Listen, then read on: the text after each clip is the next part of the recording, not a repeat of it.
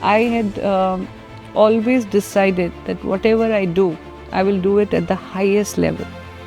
I'm not going to do it halfway or incomplete.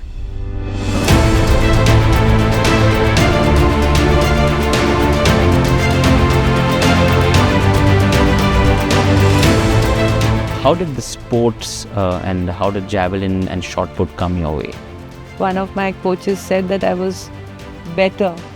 My body was more suited for athletics.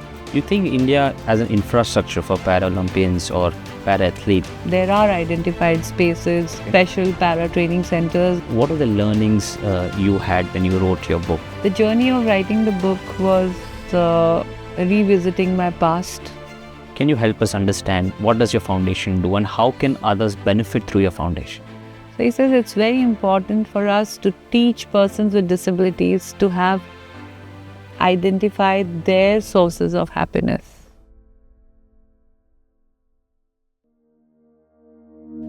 Today's Sapna Rise episode is not just a conversation. It's a masterclass in courage, resilience, and the sheer will to live life on your own terms. My guest is someone whose story shakes you, lifts you, and stays with you long after the last word. She is a Padma Shri awardee, Arjuna awardee, Khel Ratna recipient, and the first Indian woman to win a Paralympic medal. But beyond the medals, beyond the honors, lies a journey that redefines the human spirit. At the age of 30, Deepa Malik was diagnosed with spinal tumor, 17 surgeries, 183 stitches, and paralysis from the chest down. For most, that might have meant the end of a chapter. But for Deepa, it was the beginning of a revolution. In her memoir, Bring It On, she writes with fierce honesty and raw strength about learning to live again, love again, and the fight not just for herself, but for others like her. She became a rally driver, a swimmer, a biker, an entrepreneur, a motivational speaker, and a fierce advocate for inclusion. She took her wheelchair across the highest motorable roads in the Himalayas, became a Paralympic silver medalist at the age of 45, and went on to serve as the president of the Paralympic Committee of India. As she says in her book, "I didn't choose the wheelchair chose me, but I chose what I would do with it." And perhaps her life was summed up best by our Honorable Prime Minister Shri Narendra Modi, who once said, "I haven't seen a better motivator than Deepa Malik." Today, friends, we go beyond the headlines to meet the woman who didn't just break barriers. She absolutely bulldozed through them. Deepa Malik, welcome to the podcast. It's an honor to sit across from a living symbol of strength and resilience. For those of you who may not know your full story, before we get to that, a little bit on the title of your story, Bring It On. It definitely is very different, very motivational by itself. Why did you choose the title Bring It On? Bring it on because my life has been time and again introduced to different types of challenges, adversities. They just don't end. And I think that's what I say to life. I say to all the challenges that come my way. From getting paralyzed as a child to learning to walk again, going on to nurture a child, my firstborn. And even before my marriage, I was a very unconventional person. Somebody in early 80s trying to do biking. It wasn't heard of in our era. Girls were not so much seen on a bike, and if anybody did that, it was more like a rebel. I loved outdoors. I loved adventure. I could never ride a bike straight. I had to do some kind of a stunt wheelie on it. So I was always somebody who would challenge herself, and even if the challenges were not there, invent some. So it always was a situation of bring it on, and Later, of course, seeing a childhood paralysis, recovery, long illness, then to see my child get hit in a road accident and go through her disability, almost a similar kind, where she got paralyzed on the left side of her body. So one had to go through that journey. And just when things were looking up and Devika was recovering, my tumors came back. And I had to then surrender to a choice where I had to choose a wheelchair, or like I say, the wheelchair chose me. And I had to relearn everything, right from what to eat, what to wear, how to sit, how to take a turn in the bed. I still don't have any balance below the chest level. So to train the body, how to shift from the bed to the wheelchair, the rehabilitation on the chair. And after that, when I decided that life, I will celebrate. I will enjoy living. I will enjoy looking at my children grow up. I'm going to be in a gratitude mode that yes, I have still got some more years to live despite serious surgeries and tumors. But I realized that the disability was not in me, it was more in the mindsets of the society. And that became the biggest bring it on moment, because then I decided that I have to shatter the stereotypical image of a woman sitting on a wheelchair with no bladder and bowel. And even when it came to beauty, the same year I had won a beauty contest. I had become a Navy queen, and everybody was, oh my God, she's mother of two. And she's so fit, and she could still walk the ramp, and she could still win a. And suddenly the same woman, if sitting on a wheelchair, is no longer beautiful. Oh my God, what has happened? She's a burden, she's a liability. How is she going to be a mother? How is she going to be a wife? So too many questions to which I had to say, bring it on. And then the path that I chose, you introduced me as a first biker, first rallist. First is fine. It is glamorous. You feel like an achiever. But first you have to pave your own path. True. Because there's no guiding light. True. You're moving in the dark, fear of the unknown. But then you have to learn to say, bring it on. I think very well said. I like the audience to understand a bit of your background, because bring it on as a emotion, right? Yes. I think is backed by the kind of childhood you've had, the kind of support that maybe your military background Absolutely. gave you, the father who was with you, standing beside you Yes. in all the turmoil that you had in your earlier years. So how did the entire family support you before you got onto the path of, hey, let me bring it on and do something different? I was brought up by a dad who was a solution finder. Right. See, in army you have to move your houses every now and then. In army, your father has to leave for training areas or war-like situations.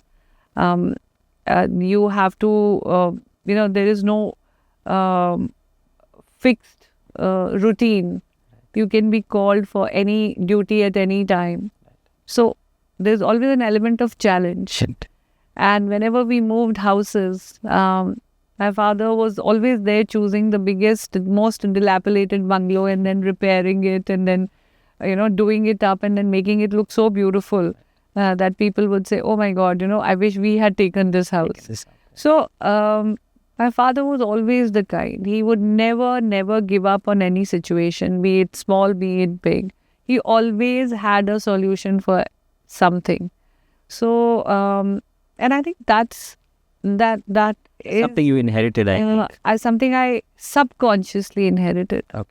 I saw him even during my illness, how he balanced his work life, his office duties, his morning bed. And same goes for my mother. Right.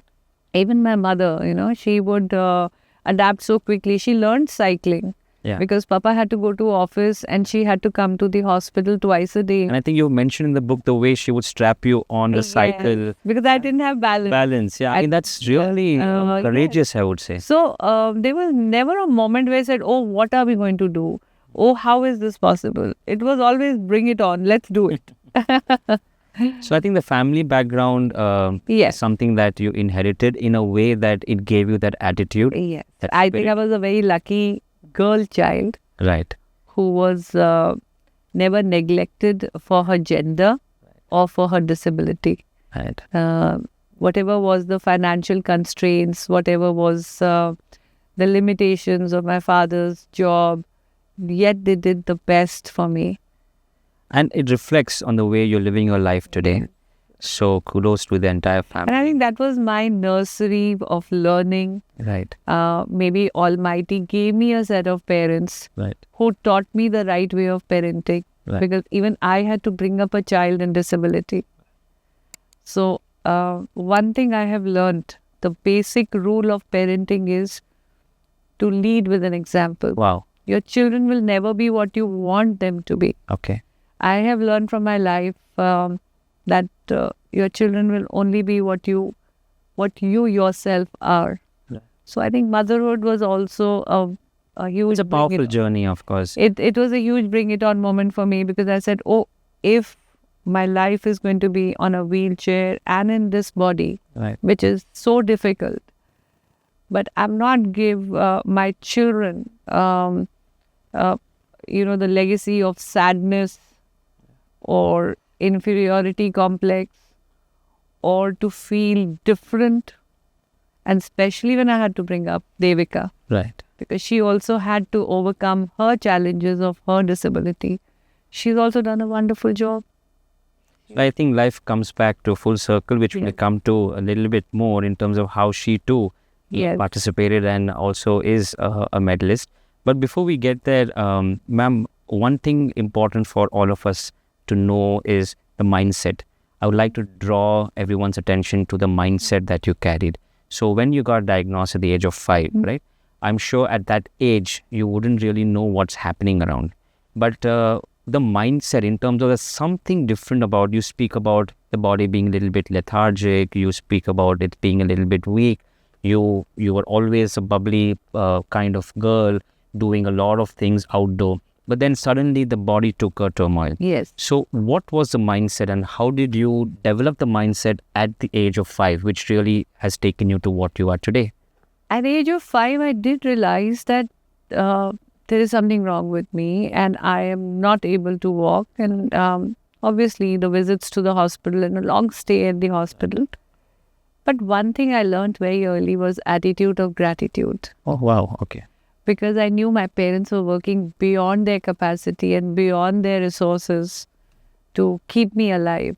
Even as a young child, I could understand why my mother cried, because people visited, left a word, girl child, disabled, why are you keeping her alive? Why are you pumping life into her when she can't even move her limbs? She's going to grow up into a vegetable baby. And yet I never saw my parents discarding me in any way or getting influenced by any such. I always felt that, oh my God, if I was not with this set of parents, or I probably would have been, just nobody would have even got me treated. They would have just let me die. But my parents never gave up on me. And you said about the mindset. So I think gratitude is something when you are able to appreciate something, and appreciation can only happen when you're looking at the good side of things. The more I practiced gratitude, the more I could identify the good side of things. That made me a positive thinking person. So unknowingly practicing gratitude, there was so much of positivity in me. Instead of looking at my glass as half empty, I always saw it half full. And then my parents made it such a happy state of mind, because to me, that illness of my childhood was actually family bonding, family time, lot of board games, lot of storybooks and storytelling. a lot of care. There was a huge lesson on time management Wow. because they were forever planning the next day. Papa had to change uniforms so many times in a day, being an army officer. Mummy had to plan when to cook, when was the exam of my brother, when I had to submit my homework because they would make home tutor me in the hospital. So everything was round the clock. And that habit has helped me manage my bladder and bowel because I am time bound. My one diaper is only going to last for certain hours. So I have to work on my. People say, how do you do it? Aren't you worried? I'm not worried because subconsciously there's a value of time and time management clicking at the back of my mind. I plan things very fast because that's what I have subconsciously learned. And that's the mindset which has developed. I don't get scared of change. Ask you again on the mindset part, because this mindset of gratitude you developed when you were at your weak point, I would say. Yes. But when you were at your higher point, or the highest point, when you won the Olympics or the silver medal, what was your mindset? Was it again gratitude towards things around you, or was it that this is now a movement I would want to put forward to the world so I can inspire a lot of other Paralympians? So can you help us understand the aftermath of the medal that you won? See, gratitude cannot go away because we have to realize that any medal that I win or I won ever was never a single effort. Right. I cannot say I made the medal. Okay. There's so many things come together. A good coach, a good conditioning coach, injury management physiotherapist, a nursemaid who did my catheterization and change of diapers, a wheelchair attendant who carried me up and down my competition chair and helped me throw, a Paralympic committee who created that platform for persons with disability, the schemes of the government and the sports ministry, the family, the children. There's so many people who come together and then a medal is made. So whenever you win or achieve or you reach a point of success, it is a moment of gratitude. Wow. Now, another good thing I learned was channelizing my anger, my Okay, that's frustration. interesting. Okay. Because everything that happened in my life was very unconventional. You rarely see a paralyzed mother bringing up a paralyzed daughter. That was different. I joined the world of sports at 36 as a swimmer, and the serious turn of things happened when I was 40. I was preparing and playing for Paralympics at 45. I continued to play till I was 49 years of age. So there was a lot of doubt which was coming my way. A lot of people, the naysayers, the people who never believed that a woman this age can also achieve at that level. So all that negative comments would leave me very frustrated and angry. But I could channelize that, and I really thank my mental coaches. I had Preeti, I had Saran, who were closely working for my mental well-being and my mind strength. And that helped me. And that's what I tell the youth, that's what I tell children. We are humans, we are made of different emotions. नवरस होते हैं, Right. उसमें क्रोध भी है, क्रंदन भी है, उसमें रूठना भी है, उसमें you feel low also sometimes. But the whole beauty is how can you, by the power of your mind and the use of your education and your correct way of choosing and making your choices of which emotion to highlight and which emotion to control, and how to channelize a negative emotion into a positive energy. Wow. So I think that also worked for me. And had I not got paralyzed, had I not gone through adversities at different stages of my life, I wouldn't have been able to practice this channelizing. So every adversity crafted me into a better person. You also speak a lot on manifestation, which is again trying to understand your mindset. Reason why I'm going back to your mindset is because I don't think many of us in the country or globally realize that the power of being or having a positive mindset like yours, which can take you leaps and bounds ahead. So you also mentioned a bit about manifestation. So can you help us understand how did manifestation play on your mindset so deeply? Manifestation is something that you repeat continuously in your conscious mind. You choose something and you continuously repeat it. So what is that? That is right practice. Okay. That is repetition of a thought. So disciplining your mind. Disciplining your mind and reaffirmation. Wow. I think manifestation is usually considered as a prayer. Okay. That, oh Lord, give me this. True, yeah. You know, to me, manifestation was not a prayer. Okay. To me, manifestation was a tool of disciplining the mind, getting the focus in the right place, and giving no other option but to just that single-minded focus. Wow. I had always decided that whatever I do, I will do it at the highest level. I'm not going to do it halfway or incomplete. So if I swam, I made a world record. Of course. If I did biking, I made a world record.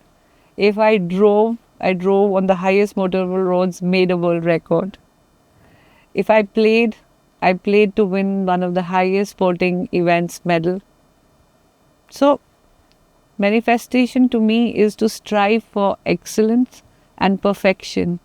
And excellence and perfections are not an act, they are a habit. Right. Manifestation is habit forming. I mean, I wish I could just stand right now and applaud. But the kind of things that you have done in your journey, not just sticking by one sport, not just sport in fact, but doing a lot of adventure.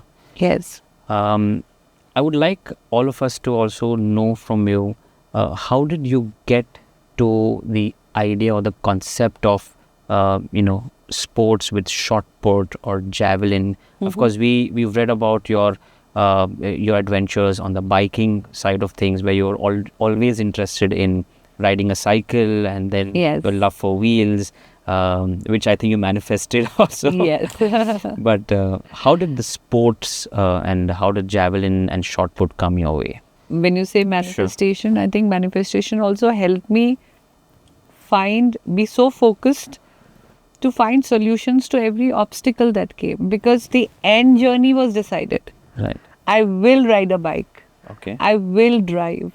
Okay. I will play sports. Okay. So the end goal was manifested. Right. But then how to reach there? Because there were lack of policies, so you demanded policies. There were lack of permissions and awareness, you demanded that. So in the process, I think manifestation is also a process. Right. And when you ask about sports, beggars couldn't be choosers. If I had manifested to play at the highest level, swimming was not taking me anywhere. Okay. I have a body which does not have automatic temperature body control, which a normal human body has. Okay. Because of the spinal cord injury, that ability is gone. Okay.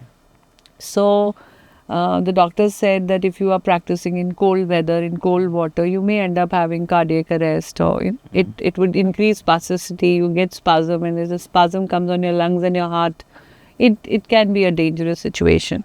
I was also getting skin diseases. Okay. To be in the water, I was not drinking enough water, because otherwise my bladder will leak. Okay. And without drinking enough water, I was ending up with injuries in my muscles.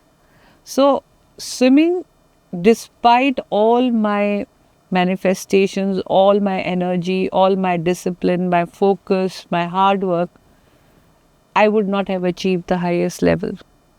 So, reality check, which again is important. Are you really made for that thing? Everything was there, and yet success was not happening. So I shifted gears to athletics. One of my coaches said that I was better. My body was more suited for athletics. And that's when, in my disability category, I had chosen javelin. Right. It is a lighter event, and I could do that. But as I went along, we realized that there was no guarantee that in your particular disability category, mine was F53. Okay. What exactly does So that this mean? is as per the functionality of your Functionality, body, okay. muscles and your strength in your body, your Right. body balance and Okay. the type of disability you have. Okay. So that when you are competing, you are at the equal playing Equal field. playing field, right? So you're put in a certain category. Now in that category, I would realize that sometimes javelin would come, sometimes discus would come, sometimes shot put would be there. So for example, 2010 when I introduced myself into sports, I had shot put in Commonwealth Games. That training, of course, I was too naive. I didn't know what competition was. I was just beginning to learn to be an athlete. So I came sixth, though it was a diploma position. Immediately a month later, there was javelin in Asian Games. I made a medal in javelin. I came home. A month later was World Championship. There was shot put in my category. I made a medal in shot put. I came back. Then for the forthcoming all major competitions like Asian Para Games and all, I did javelin. I found javelin more my strength. But when it happened that 4 years later when I was in the Paralympics, there was no javelin. I had to learn a shot put for the Rio Paralympics. In Jakarta, Indonesia in 2018 when I was preparing for my third Asian Para Games, there was no shot put. I had to prepare for javelin and discus was also introduced. Okay. So I practiced discus to make a medal. So if you had to win and continue to be in the game, because you can only be a winner when you are actually playing. You can't be a winner sitting in the spectator stand. So to consistently win, one had to consistently train in different sports.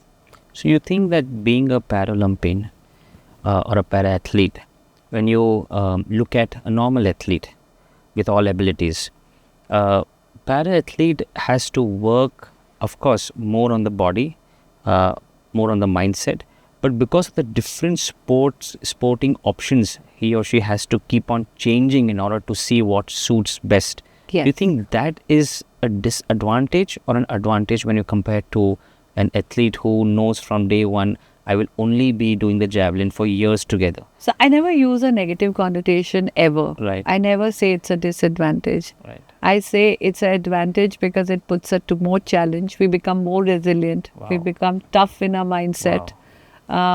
We work harder. We have much more to prove. Right. So the motivation is more.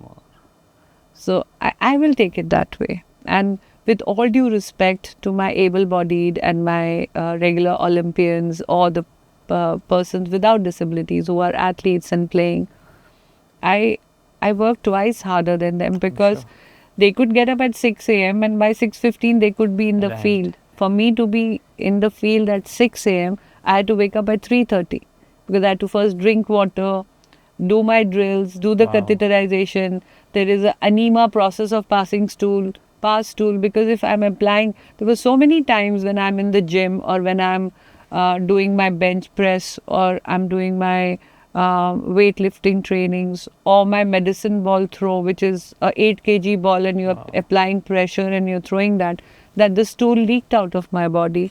And there used to be no wheelchair accessible bathrooms, or even if there is a wheelchair accessible bathroom, I still need to lie down and then change a diaper. And if the diaper is full of stool, then you need two more people to assist. Somebody has to hold your legs, somebody has to move the diaper, somebody has to wipe you, clean you. I can't carry 3 attendants to go and play. So I have sat on wad of newspapers in my car and come home, all filled with stool in my diaper. So I'm proud of my journey. I'm proud of my resilience. It takes a lot of emotional strength to be able to talk about it, to be able to write about it, and to also be able to live that experience. How many people can live with that that dar, that fear that if I'm throwing, the stool can come, and yet go back to the coaching arena the next day and face all those people in front of whom you have come back smelling. I mean, wow, as and how you describe yourself, Yes. and in terms of what you had to go So through. it's all advantage. I'm much stronger. I'm a better version of myself. I think Narendra Modi is not wrong when he says that he's not seen a better motivator than you, because That's very kind of him. He's an amazing prime minister who has personally taken it on his agenda to talk about accessible India campaigns, to talk about toilets for women like me, toilets with disability friendly toilets. He's somebody who's talking about para sports in the Independent Day speech. wow. He's worked on inclusive policies. You think India has an infrastructure for Paralympians or para athletes? We are getting there. How far are we from what it is in the West or what it is in the global scenario? So we have identified certain areas. I will not say every district or every state or every two-tier city, but definitely there are identified spaces, Okay. special para training centers that have been now made, and strictly everybody is being instructed to create accessibility in every playing arena. And when we are hosting international events and media is writing about them, with every medal the awareness increases. So, as the president of the Paralympic Association of Yes. India, when you were heading Yes. it, what are the changes you, as an athlete, plus for the fellow younger athletes, Yes. you would have done to improve the conditions, the infrastructure, the possibilities of Paralympians I would again really winning? I would not take the credit alone because Okay. it is always a team effort. But yes, jo tan lage wo man jane.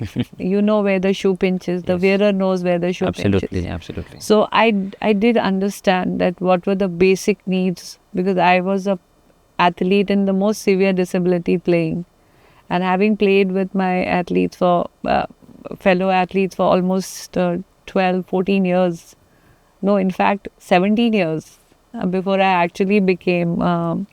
So, first thing that I changed was communication. I made it Okay. easy for the athletes to So communicate. the inclusion part that you speak of, Yes. so was it an effort that you had to really bring about to ensure that inclusiveness is now there in the way I Paralympians are always looked at? demanded it. Yes, we ensured that we definitely had if the bathrooms were there and the right prosthetics were given, because I understood what are prosthetics, what is the requirement of prosthetics, and I could very easily convince the authorities that why this prosthetic is needed, because I had the knowledge of it. Wow. And we also made an effort to teach every athlete information technology. Okay.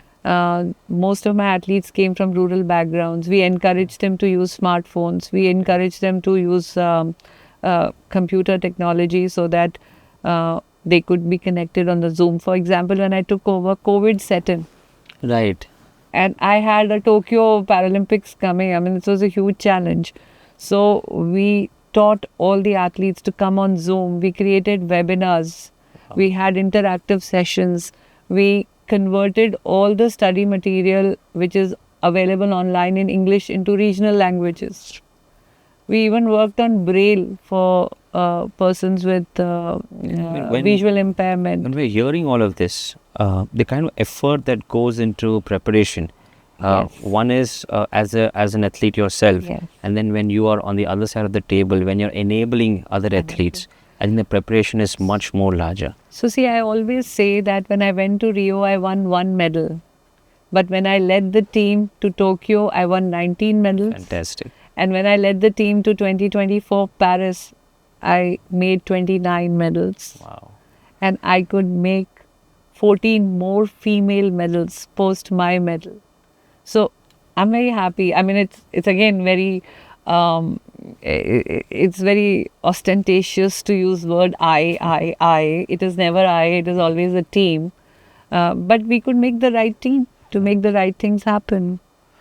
Very, very beautiful the way you talk about, inclusiveness, not only from an athletic point of view, but also involving people, ensuring that the legacy is continued. Yes. I That's think very good important. leaders make new leaders. Right. It is always about passing on the Passing baton. on the Otherwise, the baton, yeah. legacy dies. A little bit on the Rio Olympics. I think that should be your biggest medal that or achievement, if I can put it that way, from a medal point of view or from an athletics point of view. Would that be your biggest? Definitely in the hierarchy, yes. But the first medal is always the Always most precious one. And which one would that be? That was a bronze at the Asian Para Games in 2010, Okay. and it was in my javelin sport. Okay. But talking about the Rio Paralympics, it was a tough journey again. Who are you competing with, and how was the journey? So like I said, my competition was not within India. I had to really Right. think of my international competition out there. And, you had Asian countries, you had European countries, you had American countries, you have Australia playing, you have, the Russian, the other countries. Of course, Russia got disbanded because of their anti-doping policies. Okay. But and countries who are so-called developed, who have already had all the arrangements and all the infrastructure and all the coaching in place for persons with disability and their sports. For me, it was an unconventional age. B, suddenly after 2014, second consecutive Asian medal with a new record in javelin, my event changed. So I had to unlearn javelin, relearn Relearn shot something put. new. And the worst was, and the most hurting was a court case. Because the day that other opponent girl of mine was getting classified, I was sitting there and translating it in English for her. Okay. So can you just walk us through what happened exactly? It's not So- explicitly written here, but if you could let us know. So what was the basically court what case? happens that whenever you are preparing, Okay. a country is preparing, Okay. in para sports, in Paralympic, we have allocation of slots. There is a formula. If 3 people qualify the A level mark, you earn 1 quota for the country. Okay. Or if you are in top 5 or top 4, what is the position on that particular year in World Championship, then you get a slot for your country. Okay. Now, in my case, I had barely inched into the A qualification mark. Okay. 3.60 was A qualifying. I threw 3.67 and I came 9th in the World Championship. Right. Whereas my other athlete, she had come 5th in the World Championship. Okay. And we were just 2. So we did not qualify into the formula of 3:1. Okay. Because 3 A level qualifications are required to get 1 woman quota. Okay. So the 1 woman quota came because of the World Championship slot, Okay. which the other girl had won. So the slot is never given to an individual athlete. Okay. And there was a gap of almost 8 months between the World Championship and the Paralympics. 8 months. Okay. 8 to 11, 10 months. Okay. So in that period, the quota which came to India for a single woman para athlete was thanks to 5th position in World Championship. But after preparing for the main trials, internal trials, to acquire that quota, the particular day that competition happened, she still remained in world ranking 5, whereas I threw my shot put at world ranking 1. Wow. Okay. So I was closer to the Closer, medal. yes. Since I was closer to the medal, that quota was given to me. Okay. But she took me to the High Court saying quota was hers. Right. So it started with she has cheated Right. because she cannot throw so much. There cannot be this drastic improvement. And she got data, they really done a good homework. They got data from all over saying that this person appeared this, so they could only increase 15 centimeters, somebody could only increase 20 centimeters. But they didn't know your mindset. Increasing 70, 80 centimeters was... that was the... And that too shot put. Shot put is a difficult equipment. So they said, no, her throws were foul and she was given... So for 3-4 sittings that happened. Then she said this happened. Then she said this happened. Finally they said that the quota was given to her. Then we had to prove that the quota is never to an individual. it is who is closest to the medal, and the NPC India decides. So this whole court case journey was very painful tiring, yeah. because people really don't know the inside story. All they know is, oh, she's already an Arjuna awardee. She's the funniest comment I have ever heard. वो तो English बोलती है. I said, English you don't get a slot. But again, bring it on. Bring it on. I just, like I say, I channelize my negative energy, and thanks to my mental coaches, when I went there on the competition chair, I was under so much of pressure. Not about the competition, it was more about my integrity, my honesty, my loyalty to my hard work. Can Deepa throw a 4.48 meter throw? So my second throw was 4.49. I had proved myself, and then I went all out and I threw a 4.61. Which gave you the medal. Yeah, which gave me the medal. So, Very, very so inspiring. to further increase it by 13 centimeters. So after that, what happened? After you won the silver medal, you thought of After that, it competing in more tournaments. Yes, I continued to play for 2 more years, but I mean, my father faced illness. He had blood cancer, and that was a difficult 1 year. You know, when you have achieved everything, I had so much of financial insecurity. I had so much of, but with the medal came a lot of financial awards, Padma Shri, and you were applauded everywhere. But here you were parallelly struggling, seeing your father go away. We knew that he's not going to make it. So it was again, I said, when are the challenges going to end? But then life knows that you're bringing on attitude. But what happened? Everybody got a Khel Ratna. Right. PV Sindhu got a Khel Ratna with the Rio medal. Sakshi Malik got a Khel Ratna. Deepa Karmakar got a Khel Ratna for her brilliant performance in gymnastics at Rio. Somehow, everybody forgot about me for Khel Ratna. So, I was the first Indian woman to win. And that was my father's last wish.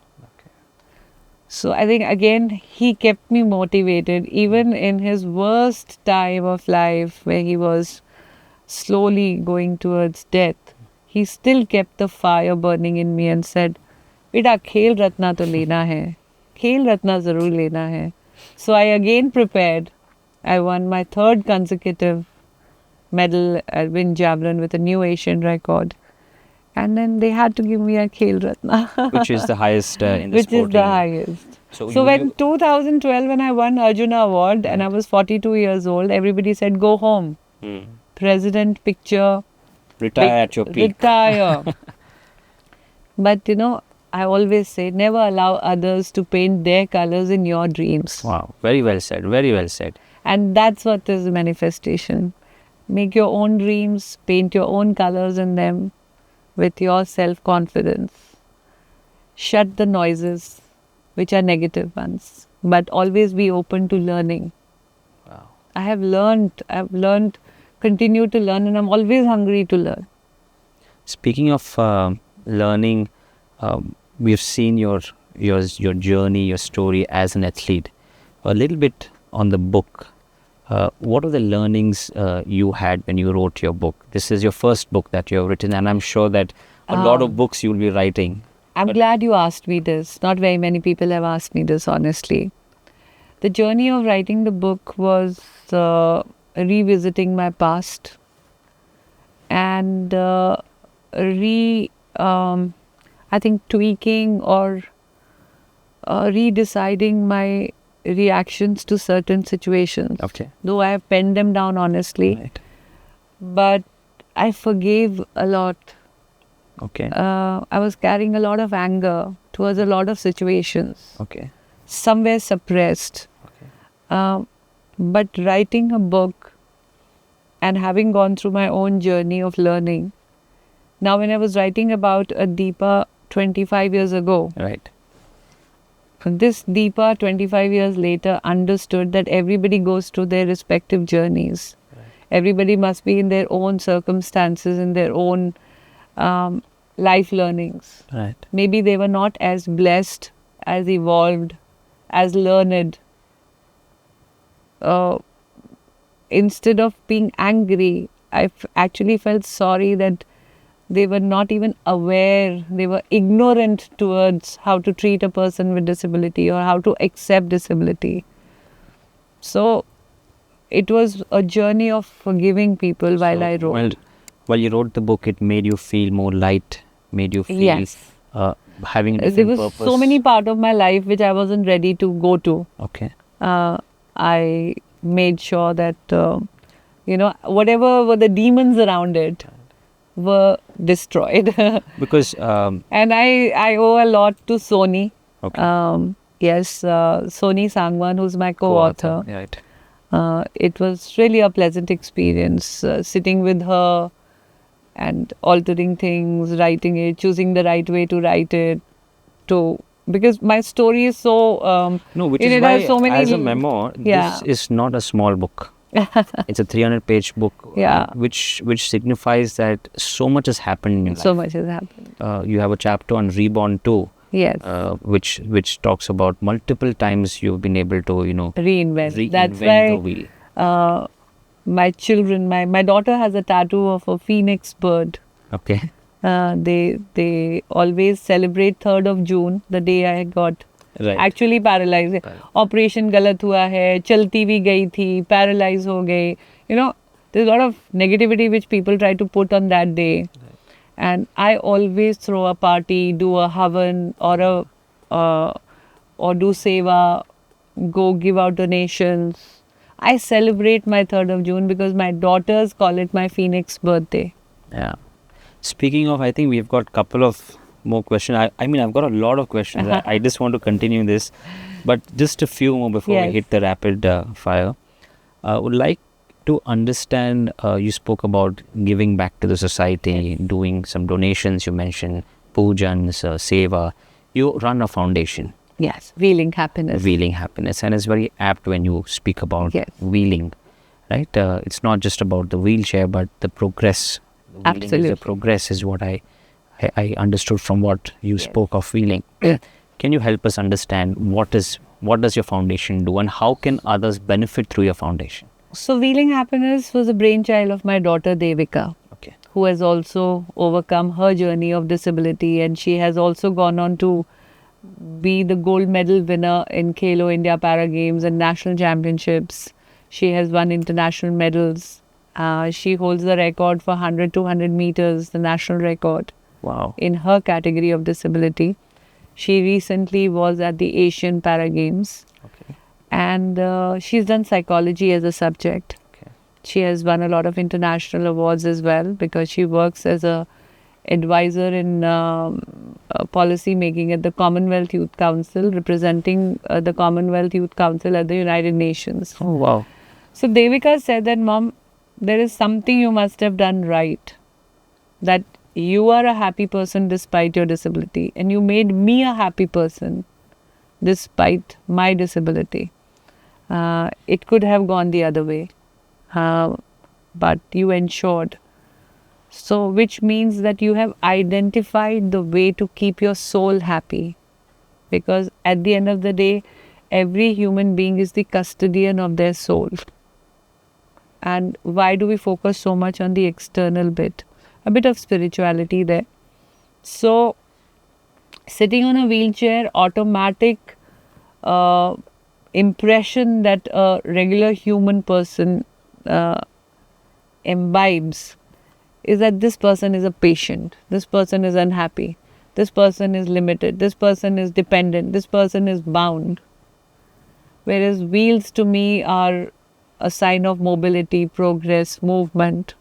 How can somebody be bound? So, and at the same time, she said, you had your sources of happiness in place. Something, when everything goes wrong, you identify something to make you smile. I cook, or You're I also an entrepreneur in terms of running a restaurant. So these were my passions. I had hobbies. So he says it's very important for us to teach persons with disabilities to have identified their sources of happiness. Wow. it could be anything. It could be education. Someone So just the wrote to foundation me. is not just about sports. No. It's across domains. It's across domains. So I had a girl calling me and saying, I want to drive like you. Okay. And we taught her driving. We got her license made. And she says, I'm empowered by 15 to 20,000 more today. I said, how? She says, because I can drive to workplace. I don't have to employ or be dependent on a driver. I save that much money. And I can really go out, have a holiday with that money. That was her happiness. A child said she wanted to educate herself. And she'd lost her father also. So to admit her, we had to admit her sister also. People were giving funds for Tanu to get educated, but nobody was giving fund for her elder sister who was going to be her caregiver because she was an able-bodied person. There was no policy under which she was being absorbed as a concessional student. So we raised funds for her to study. Wow. So that was her source of happiness. There was a tailor with arthritis and could not no longer, do stitching. He used to do stitching with his feet because his arms were affected. And continuously sitting and doing that, he was not able to earn, and he was the only person alive and had an old mother to take care of. He reached out to us कि अब मैं पैसे कैसे कमाऊं. We gave him an automatic machine where he didn't have to keep pushing the. So just a 2,000 worth of motor fitted into his machine made him and we made a table and a specific chair for him. So I think with all that you have done, this is just the beginning of authorship, because it's not just about sports. I think you're living multiple lives in the life that you have got. I think a book about manifestation should come out through you. A book about your foundation should come, because that itself has so many stories within your foundation. Manifestation was getting inspired by young Nadia Comaneci's medal in which is mentioned, 1976. The perfect 10. Perfect 10. To then going on to receive an award from Nadia Comaneci for winning a medal. Which is there also in the book. So, I mean, there's lots to talk, there's lots to learn, there's lots to get motivated I hope people read this book, because when they look at it, they think it's just another sports story. It's definitely It's about parenting. Right. It's about women empowerment. Right. It's about mental well-being. Right. It's about accepting change, upskilling yourself, adaptability. Right. It's about a winner's mindset. It's about a mother-daughter relationship. It's about a husband-wife relationship. Right. It's about how teachers have to be with children. Right. I think this book is not just about sports. People may reject it. Oh, I don't love sports. Let me not read it. Right. I make an urge and appeal to people to at least read it once. I'm sure this is going to be a book that will go a long way. And I'm saying this after reading the book. Oh, thank you so much. So this is out of personal experience, that to all our Sapna Rise readers, Bring It On is not just a book, as we had very well explained in terms of different role plays this book can offer. Bring It On is a book that we must read. It should be one of the top 10 books to read before you die, I would say. Oh my God. No, why I say think this coming from a Limca record holder, book seller who has the biggest book shop in India, I think this is one of the best compliments I have received. And honestly, not because you're sitting in front of me, because this book, I don't look at it as a book which you have written. I look at it as a book that thousands of people will read because you have written to improve their life. And I think that itself is something which this book is going to do. I'm humbled. I'm really humbled. We are, in fact, because we have you today. So at Sapna Rise, we have Ms. Deepa Malik, who is a trailblazer. We have just heard the inspiring story through her book, Bring It On, which we all would recommend each one of us watching, reading, seeing this podcast. Would love you all to take up this book and read. Before we get to the end of it, we have something called as the rapid fire questions. We want you to answer in short, Okay. 1 or 2 words, probably a line, which is okay. but we want to understand a different side of you. Okay. Something more creative, fun, spirited. Bring it on. Exactly. Let's bring it on. Okay. To start off in 3, 2, 1. Your favorite cheat meal. Chaat. Wonderful. A place you still want to travel to. And you travel the world, but still want to travel. I want to see the temples in the south. Oh, interesting. Okay. India. South India. Yeah. Nice. If I you want had to see the architecture. There's so many stories, the history, the past, the art, the sculptures. You have a friend who can take you Yes. the next time you're here. If you had a superpower for a day, what would that be? I should be a construction woman so that I can construct ramps Okay. at every place and make the whole infrastructure accessible. Wow. Very interesting. What's the first thing you do when you wake up?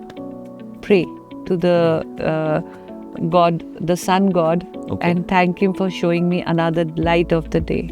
Wow. Very nice. A song that instantly lifts your mood. मुझको भी तो lift करा दे. I mean, on a serious note? No, I think to me, I read Hanuman Chalisa. That gives me a lot of strength. Fantastic. Okay. If Bring It On was a film, who would you play it with? Would you want yourself to be part of it, or you would say, okay, I'm better directing it and someone else playing it? So there is a production house still looking for a heroine to play. Oh wow, okay. We have some new insights. We have the movie Yeah, coming but out. it is just कहते हैं ना ठंडा बस्ता. Achha. I don't know. I probably say bring it on Huh? to some actress and some producer and some director that here is a book, my life story. Turn it into a I book, think it's into a it's going to biopic. be a super hit. It's going to be a super hit. Someone has to make it. Okay. The best compliment you've ever received so far? Yeah. When we meet you, we don't see your chair. So that means I have been able to erase the wheelchair. Though I love it, it's my wheelchair. Oh, so nice. It's a wheelchair. I didn't think about it this way. Yeah, it's my Nice. wheelchair.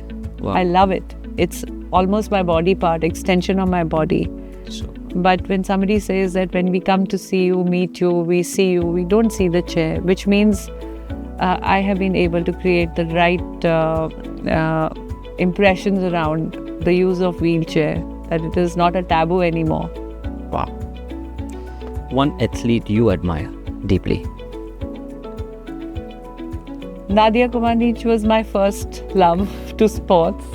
But when I joined, I was very inspired by Mary Kom because she was a mother Right. and she was playing. Right. Interesting. So she gave me a lot of, okay, mothers can play. Others can do Yeah. this. If your daughters were to describe you in one word, what would it be? Your daughters. My daughter, I don't know if I can say that, but they always call me, Mom, you're hot. Oh, you're pretty at 55. One Indian woman, specifically Indian woman, past or present, you'd love to have coffee with. Okay. Jhansi ki Rani. Jhansi Ki Rani. Okay. So, similar mindset, I would say. Yes. Wow. Okay. Khardungla, if that's the way I can pronounce Yes, it. That's right. Khardungla. Khardungla on a bike or Rio on the podium. What gave you the bigger adrenaline rush? Definitely Rio at the podium Okay. because that medal belonged to 140 crore Indians. Wow. Right. Khardungla was just me. Wow. Very well said. The most difficult chapter to write in your book, Bring It On. Childhood Child. stories with my Emotional. father. Right. Interesting. I miss him. I'm sure. God bless him. Yeah. He's the one who introduced you to so many stories. Yes. Right. What do people misunderstand about being disabled? They only see the disabilities. They forget to look at the abilities beyond disabilities. Wow. What does freedom mean to you today? To be able to exercise my choices and have value addition goals which give me the empowerment to give back. I think every sentence that you speak is something that can be penned down, honestly. Oh my God. If not an athlete, what would have you been?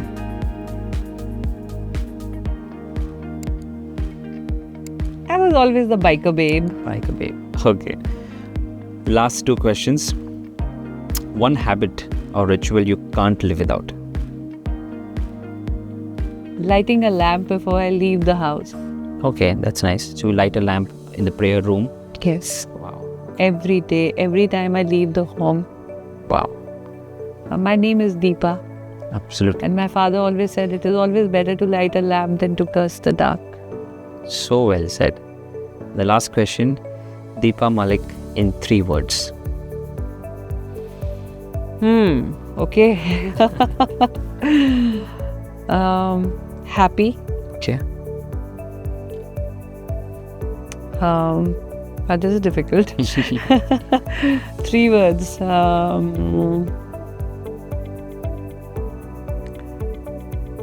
Happy, definitely.